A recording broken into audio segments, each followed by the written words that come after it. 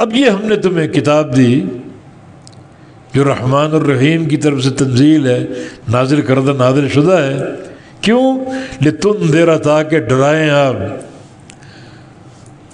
تاکہ آپ ڈرائیں قوم، اس قوم کو، ما انذر آباؤہم، جن کے باپوں کو نہیں ڈرایا گیا تھا، فہم غافلون، پس وہ غفلت کا شکار رہے۔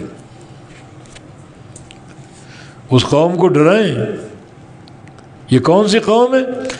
جس قوم میں آپ مبعوث ہوئے۔ مبعوث جو قوم ہے اس میں سر فہرست جو آپ کے قریب تھے وہ عرب تھے، عرب قوم میں بھیجے گئے، لیکن عمومی پیغام آپ کا پوری دنیا کے لیے، عرب کے لیے، عجم کے لیے۔ نبی علیہ السلام کی حدیث ہے، کان النبی یبعث الی قومہ خاصہ وبعثت الی الناس عامہ۔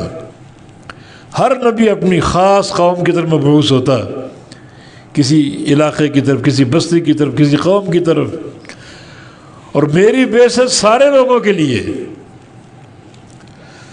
تو تاکہ آپ ڈرائیں اس قوم کو، ان لوگوں کو جن کے آبا کو، جن کے باپوں کو نہیں ڈرایا گیا تھا، تو وہ غافل رہے۔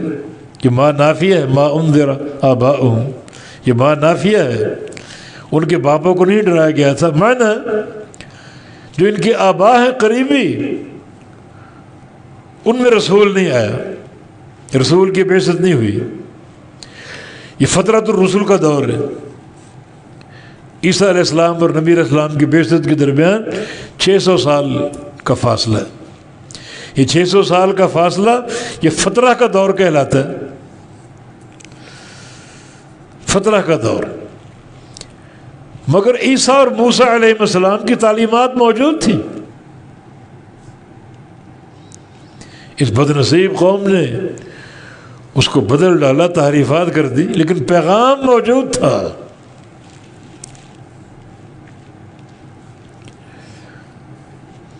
کوئی 600 سال میں کوئی نبی نہیں آیا، لیکن انبیاء سابقین عیسیٰ علیہ السلام اور موسیٰ علیہ السلام کی تعلیمات موجود تھی، تورات بھی تھی، انجیل بھی تھی۔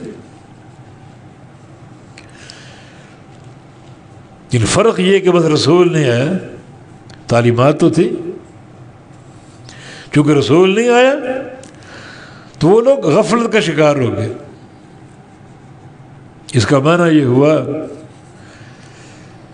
کہ رسول آتا ہے، دعوت دیتا ہے، تو لوگوں کی غفلت ٹوٹتی ہے۔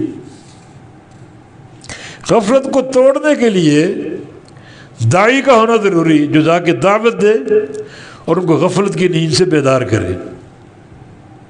اب العلماء ورثۃ الانبیاء، رسول کا سلسلہ بند ہو گیا، آپ اللہ کا آخری نبی ہیں، لیکن جو علماء ہیں آپ کی امت کے، وہ انبیاء کے وارث ہیں۔ انبیاء کا فریضہ ہے کہ وہ لوگوں کے پاس جائیں، ان کو دعوت دیں، غفلت کی نیند سے ان کو بیدار کریں، تاکہ وہ جاگ جائیں اور اس دین کو قبول کر لیں۔